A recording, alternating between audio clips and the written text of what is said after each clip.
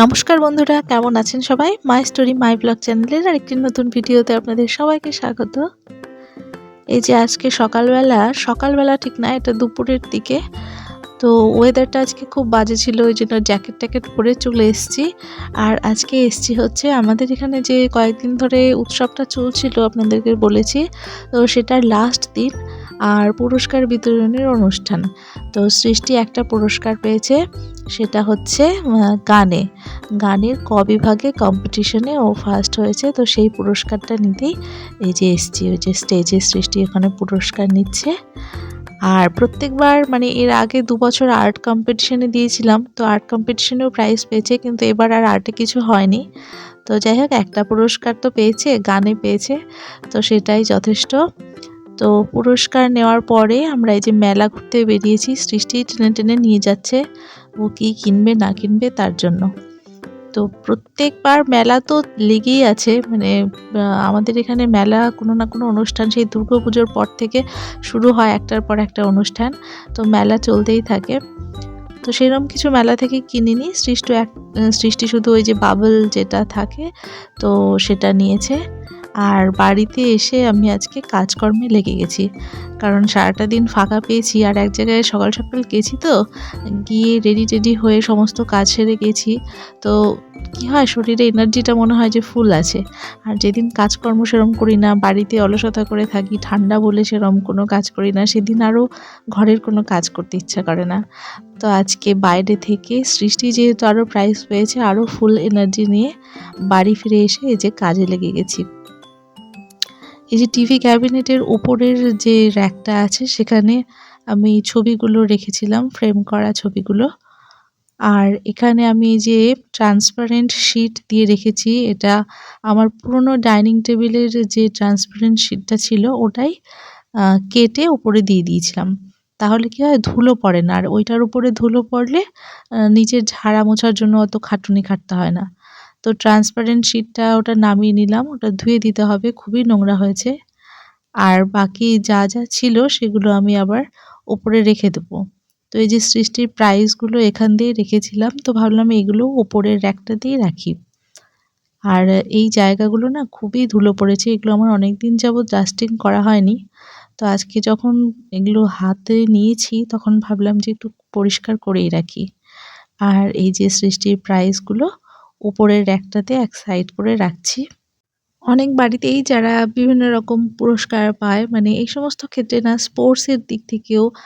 তারপরে আমাদের এখানে একজন মহিলা আছেন, উনি খুব ভালো যোগা করেন। তো সেই যোগা কম্পিটিশনগুলোতে খুব ভালো প্রদর্শন করেন আর প্রাইজ নিয়ে আসেন। তো এই সমস্ত প্রাইজ রাখার জন্য আলাদা র‍্যাকও করে নিয়েছে অনেকে দেখছি। আর যে সমস্ত বাড়িতে বাচ্চা-কাচ্চারা খুব গুণী, আম কোনো না কোনো প্রাইজ পেতেই থাকে, তাদেরও একদম প্রাইজের ট্রফি আ মানে সাজিয়ে রাখার জন্য আলাদা র‍্যাক করতে হয়। তো সৃষ্টি তো কেবল শুরু জীবনের। তো আপনারা সবাই আশীর্বাদ করবেন, ও যেন বড় হয়ে, মানে বড় হতে এবং বড় হয়ে অনেক ভালো মানুষ হয়, এবং সেই সঙ্গে এই যে এই ধরনের আম ভালো যে ওর আ গুণগুলো প্রদর্শন করতে পারে, গান বলুন, তারপরে ছবি আঁকা, এই সমস্ত জিনিসগুলো তো ভালোবাসে। তো এগুলোতে যদি কোনো প্রাইজ পায় তাহলে আমাদেরও ভালো লাগে। যদিও মানে ভালো পারলেই যে প্রাইজ পেতে হবে সেরম কোনো মানে নেই। কারণ আমি যখন আবৃত্তির জাজমেন্টে ছিলাম, তখন দেখলাম যে অনেকেই ভালো বলছে। কিন্তু তার মধ্যে আমাদের বাছাই করতে হয় ১, ২, ৩, যেটা খুব টাফ হয়ে যায়। কারণ 3rd র‍্যাংকে যে আসলো, 4th র‍্যাংকের সঙ্গে তার খুব একটা ডিফারেন্স থাকে না। কিন্তু আ সবাই ভালো বলে। কিন্তু তবুও ওই বাছাই পর্বে তখন ওই ৩ জনের নামটাই নিতে হয়। কিন্তু বাকি কিন্তু অনেকেই ভালো বলে। তো প্রাইজ পেল না বলে যে কেউ ভালো না, সেটা কিন্তু একদমই ঠিক না। তো ওখানে টিভি ক্যাবিনেটটা আমি সম্পূর্ণ ঝেড়ে আবার চলে এসেছি বাথরুমে। এই যে প্লাস্টিকের শিটটা বললাম না, যে ট্রান্সপারেন্ট শিটটাতে খুব নোংরা পড়েছে, তো ওটা ধুয়ে নিচ্ছি। প্রচণ্ডই নোংরা পড়েছে, মানে যেহেতু উপরে শিটটা পেতে রেখেছি, ওইজন্য ওপরে আর ঝাড়ার দরকার মনে করি না। তো ওইজন্য দেখছি যে বেশ ভালো নোংরা জমেছে এটাতে। আর একদিক থেকে কি হয় বলুন তো, এই প্লাইগুলো ভালো থাকে এই শিট পেতে নিলে। কিন্তু নিচের দিকটাতে পাতি না, কারণ নিচেরটা তো মাঝেই ঝেড়ে নিতে হয় ২-১ দিন পর। আর নিচেরটাতে এগুলো রাখলে দেখতে ভালো লাগবে না। আর এখানে সৃষ্টির টেডি আর একটা ডগি ছিল, তো ওগুলো তো টিভি ক্যাবিনেটেই রাখা থাকতো, তো ওগুলো আমি কেচে দিয়েছি আর এই যে ছাদে নিয়ে এসেছি। তো এটা ভেবেছিলাম যে ক্লিপ দিয়ে আটকাবো, কিন্তু ক্লিপ দিয়ে আটকানো যাচ্ছিল না, কারণ জল আছে তো, আর জল থাকলে এতটাই ভারী হয়ে যায় তুলো, তখন ওই ক্লিপে আর আটকে থাকে না। ওই জন্য আমি কোনো রকম করে এই যে এটাকে এরকম করে ঝুলিয়ে দিলাম উপর করে। আজকে যেহেতু হাওয়া নেই ওই জন্য এভাবে থেকে যাবে, তো তবু ওই যে হাত দুটোতে ক্লিপ লাগিয়ে দিলাম। কয়দিন খুব হাওয়া ছিল, তখন মানে জামা কাপড় ক্লিপ দিয়ে না আটকালে তো উপায়ই নেই, এইদিকে ওর বাড়িতে চলে যাবে। আর ডগিটাকে উপরে রাখার উপায় নেই, তো ভালো করে চিপড়ে নিচ্ছি। এটা শুকোতে যে কয়দিন লাগবে বলা মুশকিল। তো একটা টুল ছিল আমার ছাদের উপরে, তো টুলের উপরে এভাবেই রেখে দিলাম। আর রোদ তো খুব একটা নেই, তো দেখা যাক যতটুকু শুকায়, না হলে আবার কালকে রোদে দিতে হবে। আতপ চাল আজকে ভিজিয়ে রেখেছিলাম, এই যে ছাদে দিয়েছি। আতপ চালটা গুঁড়ো করে নেব আজকে, পিঠে বানানোর ইচ্ছে আছে, যদি সময় পাই তো পিঠে বানাবো। আর এটা এখন নিয়ে যাচ্ছি নিচে, চালটা ঝরিয়ে দিয়েছিলাম তো বেশ ঝরঝরে হয়ে গেছে। শীতের এই কটা দিন, মানে যে কটা দিন শীত থাকে, এই কটা দিন পিঠে পুলি খেতে বেশ ভালোই লাগে, কিন্তু বানানোটা একটা বিশাল ঝামেলা। কিন্তু সরা পিঠেটা আমি মাঝে মাঝে করি, আর এর আগের দিন দেখেছিলেন যে সরা কিনে নিয়েছিলাম, পিঠে বানিয়েছিলাম। তো ওই রকমভাবে সরা পিঠেটা মাঝে মাঝে করি, আর গুড়ের রস বানিয়ে নিই, ওটা দিয়ে খেতে কিন্তু বেশ ভালো লাগে। এই বেসিনটা আমার বেশ কয়েকদিন যাবৎ আবার মানে পরিষ্কার করা হয়নি, আর সাদা বেসিন একটু স্পট পড়লেই নোংরা মতন থাকে, দেখতে ভালো লাগে না। আর নোংরা আরও বেশি হয়, সৃষ্টি হচ্ছে কালার দিয়ে খেলে, আর কালার যেগুলোতে গোলে বাটির মধ্যে হাতের মধ্যে, সেগুলো তো ওই বেসিনের মধ্যে হাত ধোবে, আর বেসিন কেমন যেন অন্য রকম কালচে কালার হয়ে যায়, দেখতে ভালো লাগে না। তো ওই জন্য ভাবলাম যে না, আজকে বেসিনটা পরিষ্কার করেই নিই, আজকে কিছুটা সময়ও হাতে আছে। আর সবথেকে বড় কথা হলো, ঠান্ডার দিনে এই ধরনের জলের কাজ তো খুব বেশি করতে ইচ্ছে করে না। আর আজকেও যদিও ঠান্ডা, কিন্তু তবুও আজকে বললাম না যে একটা আলাদাই এনার্জি পেলাম, ওই জন্য আজকে আর করে নিচ্ছি যা যা করার। ঘরের এই সমস্ত জায়গাগুলো যদি পরিষ্কার পরিচ্ছন্ন থাকে তাহলে কত ভালো লাগে। কয়েকদিন ধরেই কেমনই দেখতে পাচ্ছি নোংরা হয়ে আছে, কিন্তু পরিষ্কার করছিলাম না। কিন্তু আজকে যেই একদম ক্লিন করে নিলাম, তখন কেন জানি না মনটাও খুব ভালো হয়ে গেল। তারপরে ঘরবাড়িটাও একটু গুছিয়ে নিয়েছিলাম। আসলে আমাদের চারপাশের পরিবেশটা আমাদের মনের উপরে অনেকটা প্রভাব ফেলে তো। চারপাশের পরিবেশ যেরকম থাকবে আমাদের মন মানসিকতাও সেরকম থাকবে। যত অগোছালো হয়ে থাকবে ঘরবাড়ি বা ধুলোময় হয়ে থাকবে, দেখবেন মনটাও কেমন যেন খিটখিটে হয়ে আছে, ভালো নেই, অসুস্থ, অসুস্থ ভাব।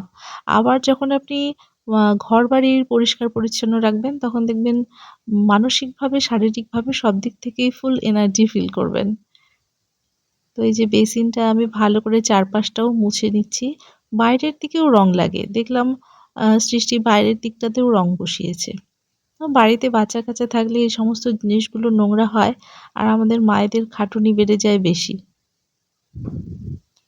আর এই গাছটা আজকে অনেকদিন পরেই ধুয়ে দিচ্ছি। বোতলটাও কেমন নোংরা হয়েছে। শীত পড়েছে, তারপর থেকে আমার একটু অলসতা বেড়ে গেছে। তো ওই জন্য অনেক কিছু রেগুলার বেসিসে যেগুলো আমি পরিষ্কার করতাম সেগুলোতে একটু ঢিলেমি পড়ে গেছে। আর শুধু অলসতার জন্য না, একটু ব্যস্তও ছিলাম এদিক ওদিককার বিভিন্ন রকম কাজে। তো সেই কারণে এই ক্লিনিং এর ব্যাপারগুলোতে অনেকটা গা ঢিলে হয়ে গেছে। তো আজকে এই গাছটাতে জল পাল্টে দিলাম। জলগুলো নিয়মিত না পাল্টে না শিকড়গুলো কেমন নষ্ট হয়ে যায়। শিকড়ের মধ্যে কেমন পিচ্ছিল, পিচ্ছিল ভাব হয়ে যায়। তখন শিকড়গুলো পচে গিয়ে গাছ নষ্ট হয়ে যায়। ওইজন্য নিয়মিত জল পাল্টাতে হয়। ও নিচের দুটো পাতা কেমনই লালচে হয়ে গেছে, ও দুটো নষ্ট হয়ে যাবে, কারণ আমার অনেকদিন হয়ে গেছে পাল্টানো হয়েছিল না জল। আর এই যে সৃষ্টির একটা পুতুল ছিল, এখানে ওখানে ছড়িয়ে ছিটিয়ে থাকে, তো আমি এখানটায় রেখে দিলাম। ওর যখন আবার খেলতে ইচ্ছে করবে হাতের কাছেই থাকলো, নিয়ে নিতে পারবে। আর এখন আমি আবার চলে এসেছি রান্নাঘরে, কারণ রান্নাঘরে একটু অসময়ে আজকে আসা। সকালের দিকে রান্না হয়ে গেছে, ডাল নিরামিষ হালকা পাতলা রান্না করেছিলাম। আর এখন দুপুরবেলা, তো আজকে দুপুরবেলায় যে মাছের ঝোল করে নেব। এই যে এখানে মাছের মাথা আছে, আর এই যে আলু ফুলকপি কেটে নিয়েছি। দুপুরবেলায় করার কারণ কি, সকালে সৃষ্টি খেয়েছে ওই ডাল নিরামিষ, খুব একটা ভালো পেট ভরে খায়নি। আর ফ্রিজে মাছ ছিলই, তো ভাবলাম যে মাছের তরকারিটা এখনই করে রাখি। আর দুপুরে যদি এখন করে রাখি সৃষ্টিকেও খাওয়াতে পারবো। আর রাতে আমার রান্নার ঝামেলাটা থাকবে না। কারণ রাতে তো আমাকে না হলে মাছের ঝোল করতেই হতো। আর রাতে যদি আমি রান্নাঘরেই ১-১.৫ ঘন্টা সময় কাটিয়ে দিই তাহলে মেয়েকে আর পড়ানো হবে না। ওই মেয়ের পড়ানোর দায়িত্বটা এখন তো আমার ঘাড়েই চেপেছে। ওইজন্য রান্নাটা যতটা সম্ভব অ্যাডভান্স সময়ের আগে করে রাখছি।